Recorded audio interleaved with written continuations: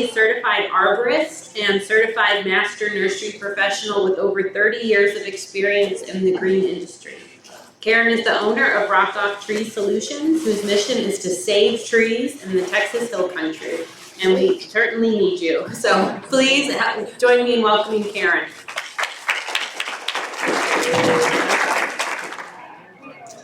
I want to thank the UGRA and everyone for being here today to talk about my favorite topic, which of course is tree health. For those of you that don't know me, I'm the town tree stalker. What y'all don't notice, I notice when I'm driving around. That's what I do. So tree health is why I usually get called out to people's properties. And I could go all day about tree health and things that I see on a daily basis, but I have 45 minutes to go through some of my key points that I do see nowadays. So again, when I get called out, most of the time something's going on with someone's tree and my job is to figure it out. And so I want to take this time here to also remind everyone I do not have a PhD. I am not a scientist. I am just here to show y'all and explain some things about tree health that I see. My qualifications.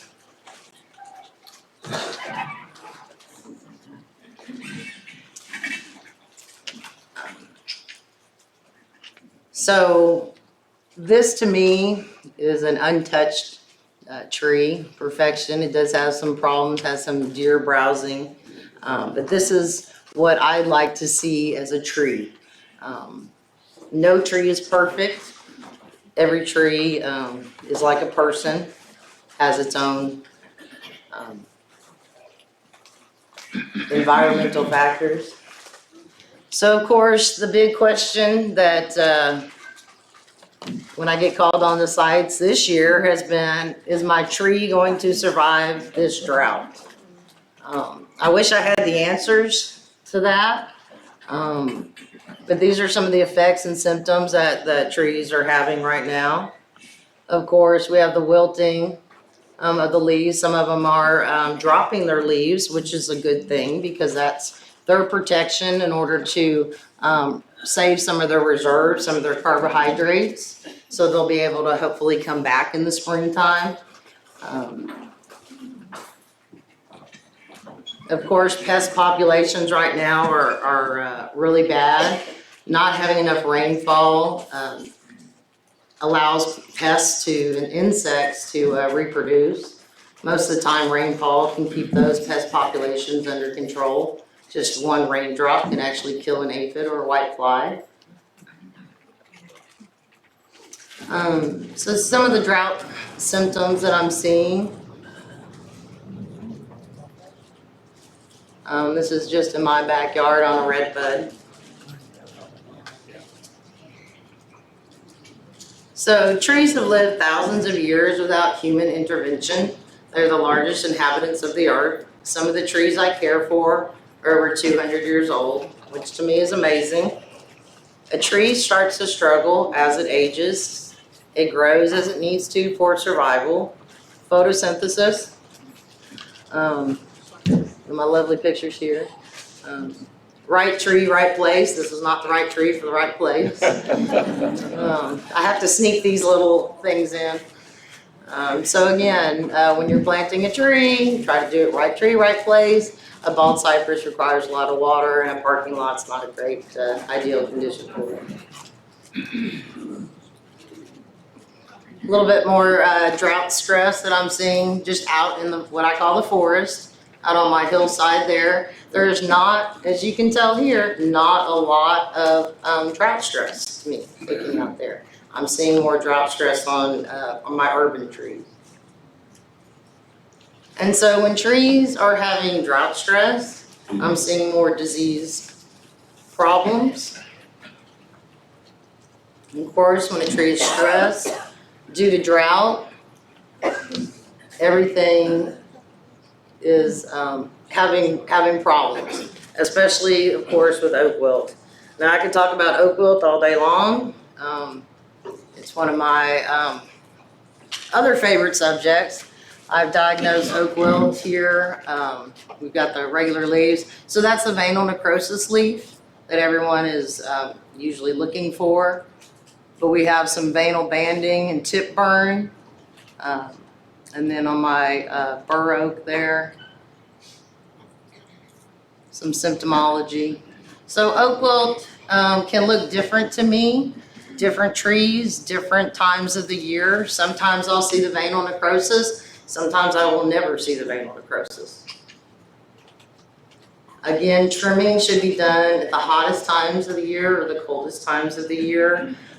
We used to say that we were cutting and we'd stop cutting in February, start cutting again in July, because we have now trapped the Natula beetle 12 months out of the year in this area. We are considering just making sure the hottest days are the coldest days. There's not like a month anymore for us.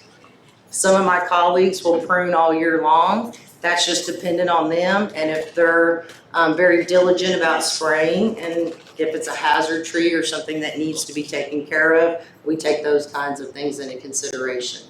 But a tree that has oak wilt symptoms or problems, any health problems, can be stressed even more right now in this drought. So my other tree stalking, I saw this tree a couple months ago and it looked beautiful. Took about 2 weeks and I started seeing some symptomology on this one. This tree is estimated over 200 years old. It's right there on the river. And you can see though, half of the tree is missing. So it's struggling right now. It's compartmentalizing the oak wilt, but it's gonna have a hard time. The Riverside Nature Center got me started again about 10 years ago, really getting into more of the oak wilt. I was told this tree here has had oak wilt, forever. From what they know, but it's been hanging on. The smaller trees underneath were planted trees. We diagnosed those with oak wilts 3 years ago. One was already removed. You can see the other one is still struggling. So we have now started treating Big Mama there in the middle. We're going to do some cultural things for her. And this is her leaf right there. We got some veinal banding and margin tip burn. Again, not the veinal necrosis.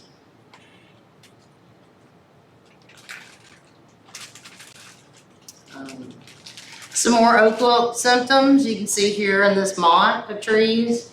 Some of the trees look good, some of them don't. They had the veinal tip burn, margin tip burn veinal banding on those. And unfortunately, the client had just purchased the property and didn't realize that the trees had oak wilt. Yeah. And that was that leaf on there. So sometimes it's obvious, sometimes it's not. Sometimes they are doing some other thing. I got called out to this client to save this tree. By the time the trees get to this, if they have oak wilt, they're beyond injecting.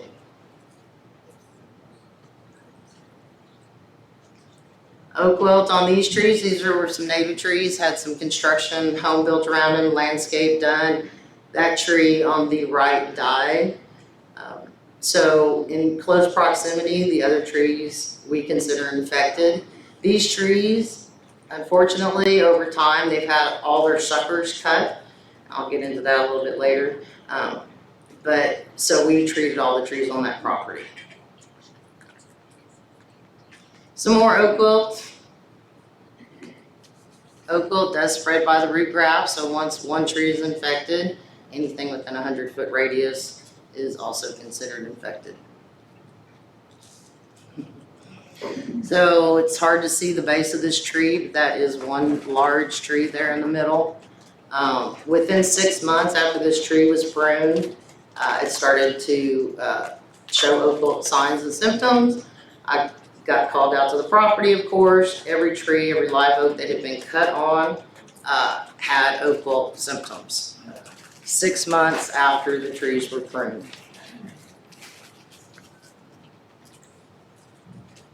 I think I actually shed some tears on that one. Some more oak wilt symptoms. So again, the trees don't always die.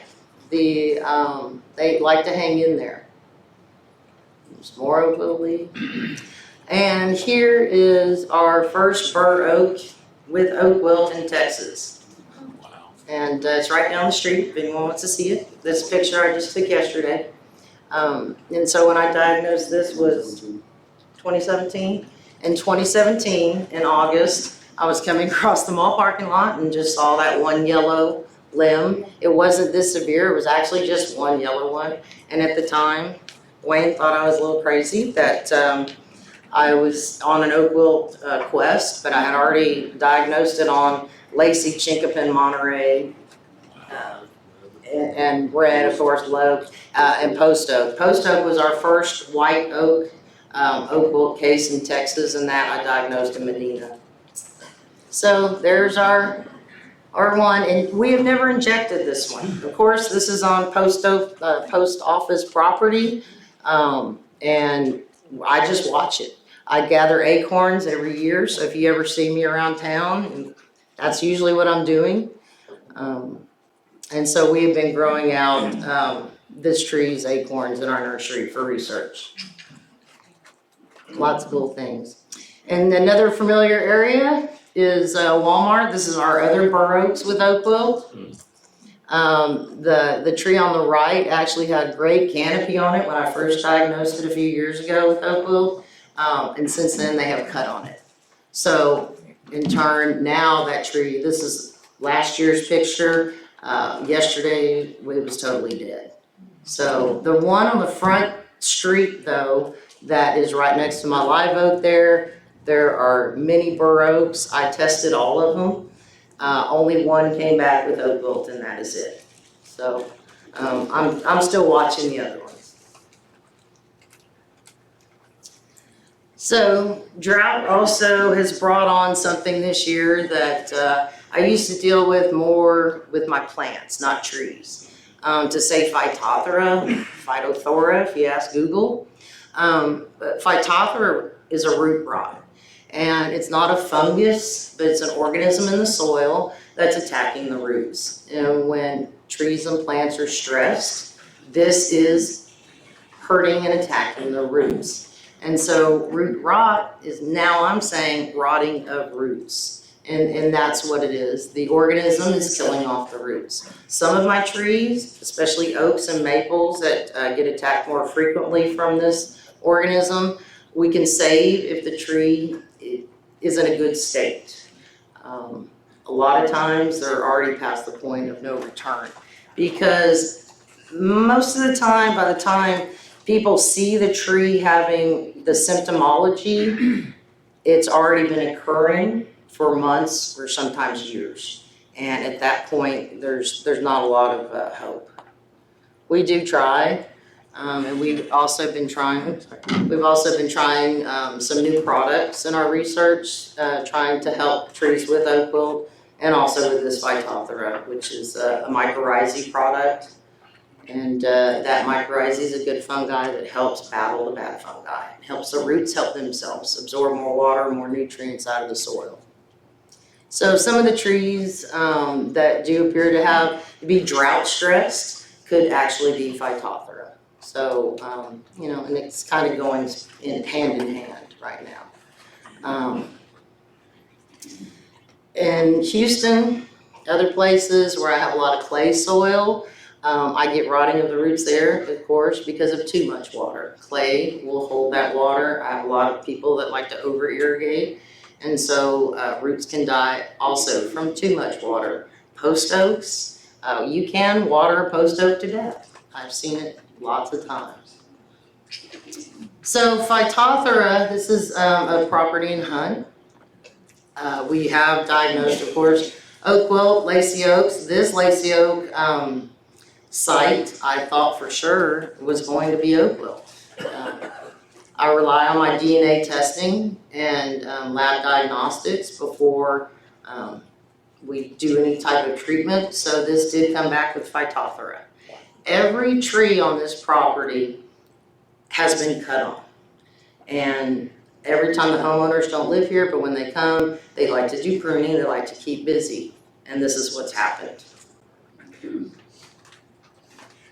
River Hill Country Club Golf Course, one of my trees here, this has Phytophthora. I have not done any air spading or any type of treatment on this tree, but I've been watching it, and every year it just gets worse and worse. I suspect this one is caused by some root girdling issues, some compactions and other things. Here is one of the post oaks that was watered to death.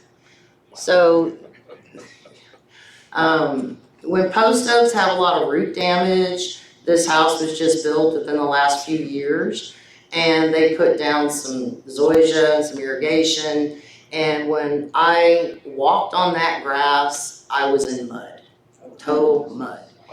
People see yellow trees and automatically think water. I do too. I'll come home and I'll be like, did anyone water? And I'll see yellow. My first reaction is to grab the hose. So I bought myself a moisture meter, and a long moisture meter now. That's a good one. And, they're cheap, but they're reliable, and it'll get down a lot further than my finger. So, yellow, especially on a post oak that's had any kind of root problems. This tree I would estimate to be over 100 years old. So you have an old tree, cultural conditions, some upset, you've taken away the entire forest around it, changed all its elements, and then you added a lot of water.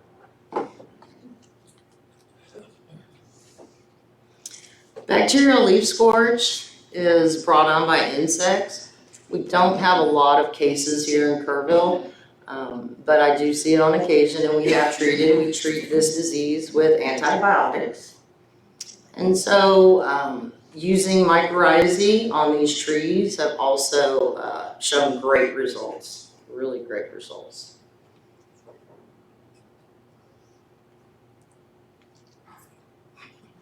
Another post oak that's watered. So we have Phytophthora and bacterial leaf scourge on this one. Again, this house was built, landscape was put in, tree roots were cut, things happened, and at this point, we did try to inject this tree. It didn't work. So wildlife. We have lots of different wildlife in Kerrville. I never thought I was going to be an entomologist and a wildlife biologist, along with all the other things I had to deal with. So I have a lot of exotics, cattle, porcupine damage, goats, things like that are attacking the trees, living under the trees, compacting the soil, doing a lot of damage that way. Porcupine damage has been really bad this year. It can kill a tree. It usually does not get onto oak trees, but they're attacking oaks as well. So fencing, good smelly stuff, any essential oils, deer spray, anything will help with that. Trapping them. We've also been leaving traps, live traps at people's homes when they have this much damage. So you do need to trap those guys and relocate them. A bit more, yeah. Insects. So my insects usually don't pose a big problem, and I don't like spraying chemicals. I'm a licensed pesticide applicator, and I don't like to use chemicals unless they're necessary. And they're only necessary if a tree is continuing to have a problem. Mountain laurels, everyone wants mountain laurels and the worms. Everybody that hears certain trees that have certain conditions or health problems will attract more bugs. They're weaker trees. Sometimes they're planted, especially my mountain laurels, they're planted a little bit too low. Unfortunately, they're gonna have more bug problems.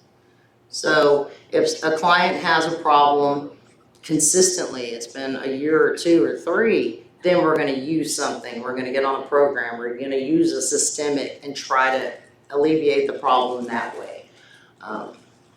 Hard water sprays as well also help. Emerald ash borer, which is also in this picture, is now in Texas. I don't have a lot of experience with it because it's a new insect that's moved in. But the emerald ash borer will infect the trees and the ash trees will be gone, basically turned into paper within 3 years. So if you do see any holes in your ash trees, call your pest control guy, an arborist, someone to get those trees treated. We need to do that preventatively because once a borer gets into a tree, we can't stop it. And so that's the damage there on the left. They go through the entire tree like a maze. And so when they infect that much of the cambium, the vascular system, the damage is irreparable. So insects, they know what they need to do in order for survival. It's nature. Some of the wasps and galls that we get, they're not too bad on my trees. I don't like them. I pick them off. Try to keep those under control if possible, just because some of them do get into the wood and they will make them all die. So improper, incorrect practices that harm trees.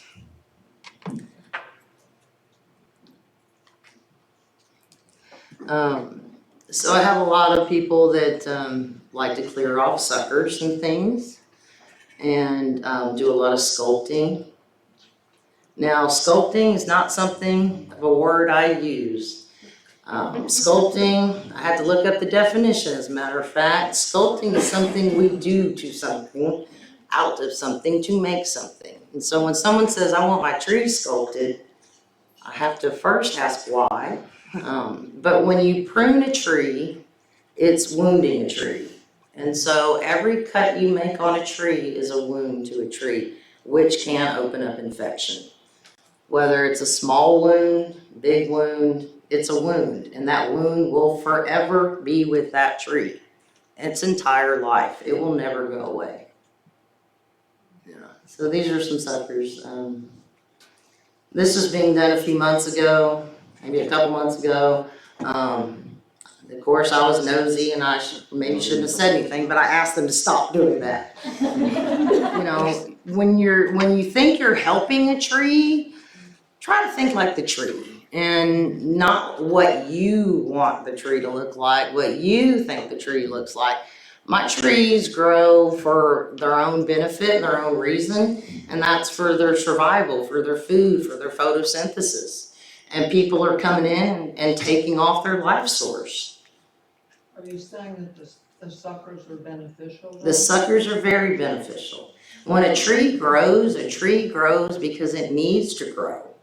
And like this, so when I have someone taking off one sucker, it's gonna send up 2 or 3 more. And you can see here, some of them are torn, they're not even cut back correctly. So one sucker goes up, you cut that one off, it's gonna send up 2 or 3. You keep cutting those 2 or 3 off, 6 or 7 of them. It needs in order to fix the original wound. Do trees actually need growth to protect their bark from too much sun? Is that a myth or? Well, bark. certain species that are grown in the nurseries, that are grown close together, just kind of like in the forest, and even my trees here out in the pasture with land clearing, you take that away and they're exposed to more elements, yes, they can get sun scalded. Do I come across that? Not often.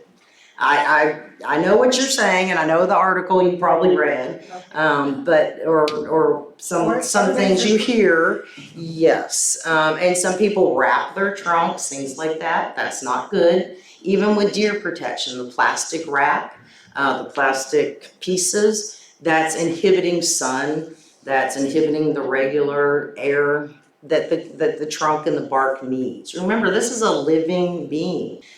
Trees are the oldest inhabitants of this earth. So again, remember, instead of saying pruning, my new word is just gonna be wounding.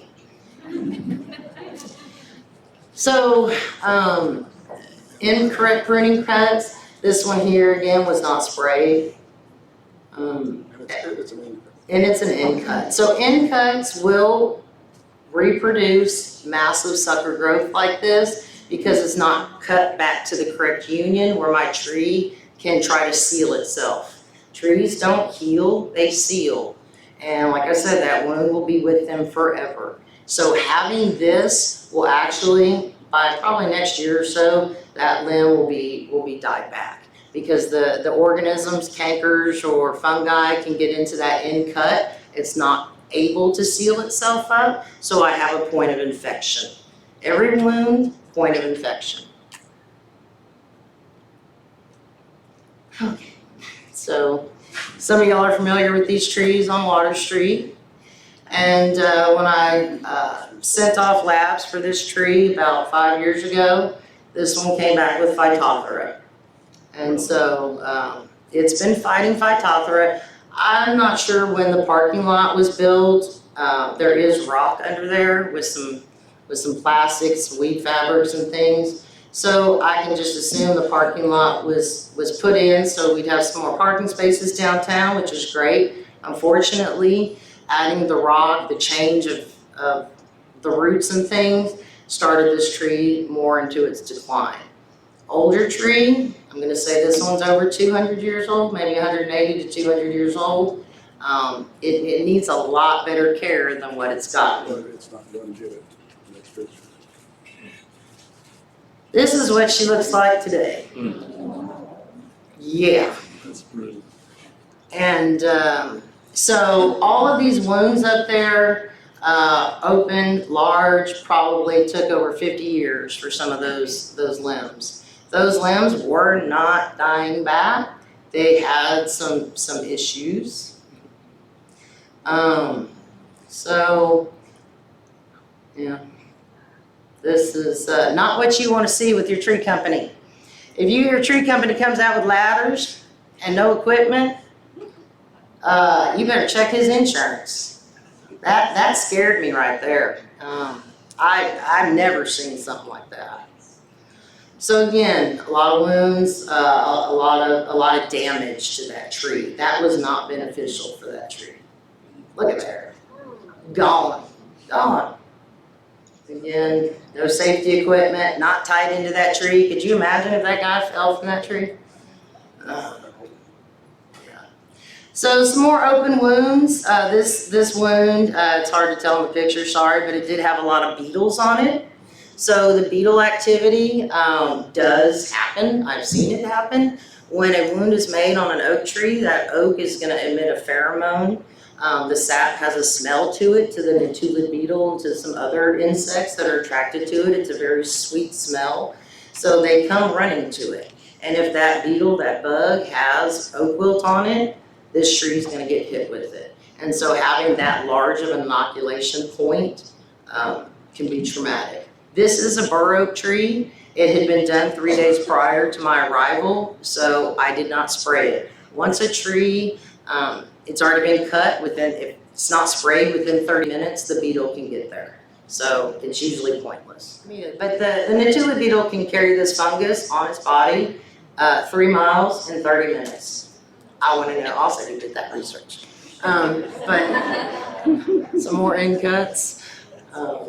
Flush cuts here.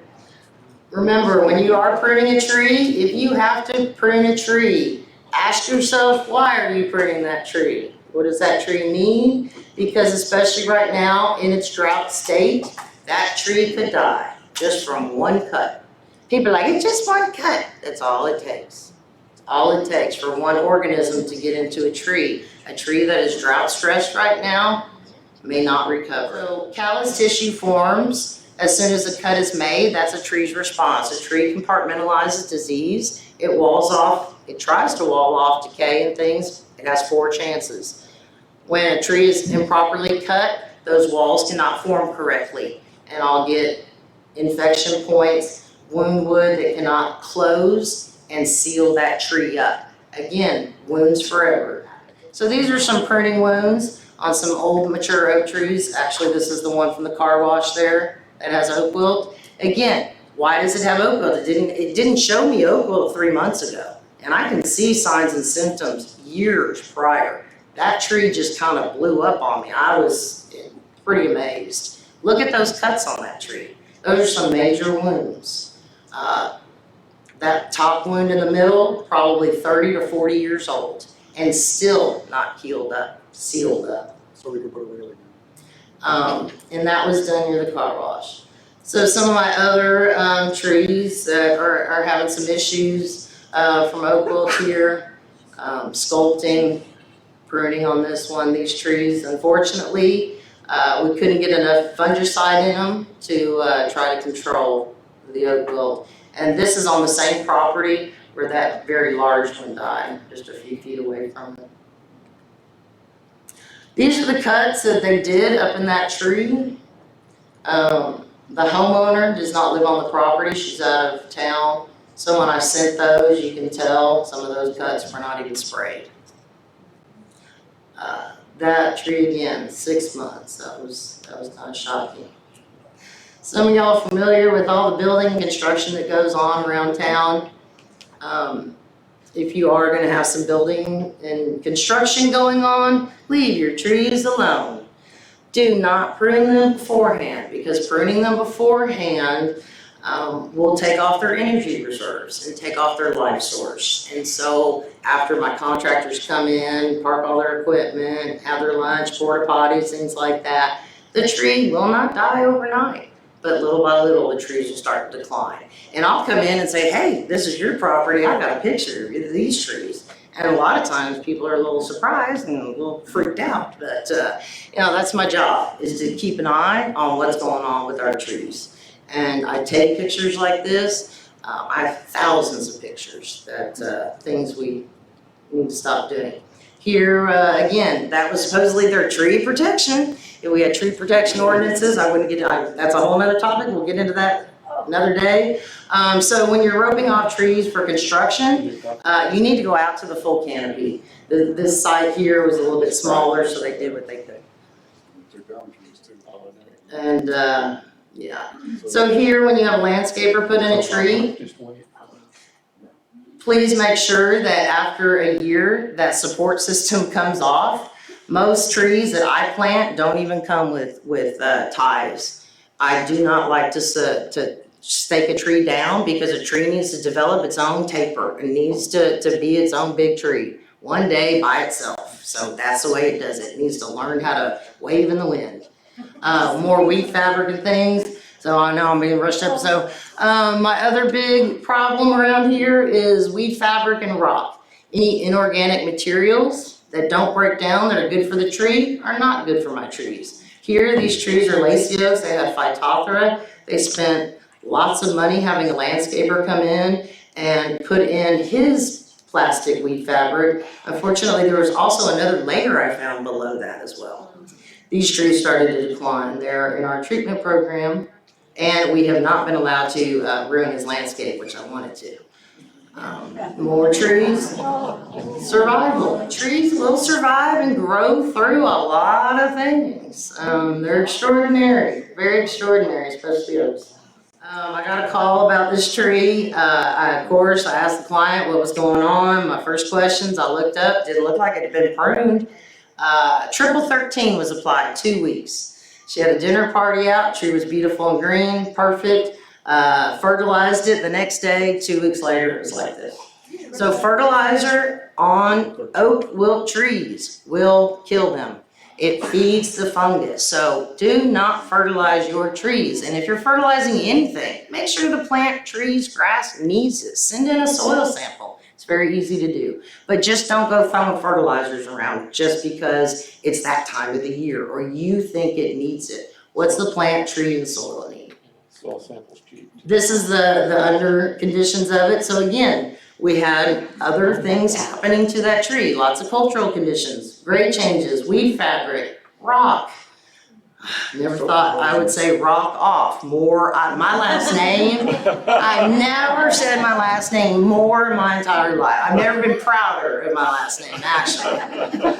And, because it's an inorganic material that the tree is not benefiting from, and it's heating it up, heating the roots up as well.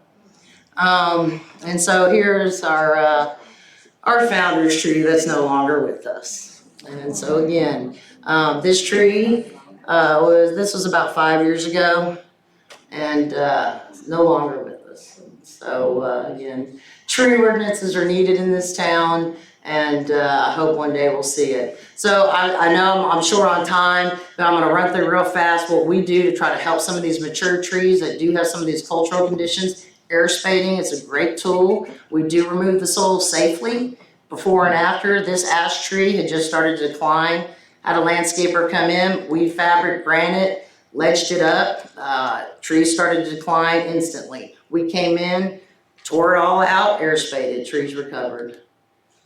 What air spading shows me, girdled roots planted in the basket. God, I hate that. We just uncovered about 25 trees last week, planted in the basket. Wow. There is no coming back. They're not gonna grow healthy. They're always gonna have issues. And also make sure when you landscape, stop using your drip lines around the interior of the trees. Sometimes my trees are growing right through it. We have to do a lot of root surgery to find those drip lines. So again, make your trees work for you. Put them out where they're gonna need it and make their roots grow.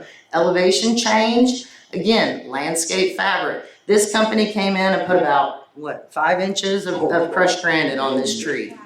I did this consultation on the phone, because I could see from Google the before, and then when he moved in, the granite was added, blah, blah, blah. So again, just removing the granite, the weed fabric, air spading brought that tree back. So mulching is a good thing. Too much mulch is a bad thing. So I've heard 3 inches around trees. I like to do 2 inches, and I like to do a donut. So it depends on the product too. Pine bark mulch, which is my favorite thing, no one likes to use. I'm, my Houston self, but that breaks down to me as a good soil, and I can grow a lot of great things in that. My hardwood, cedars, things like that, not so great for me. How to reduce drought stress? Of course, everyone who can water your trees, water them as much as possible, but don't run your wells dry doing it. These trees, especially my older trees, have been through this before. They're gonna get through it again. They know how to deal with it and recover as long as they're in a good state and they don't have a lot of wounds or any other issues happening with them.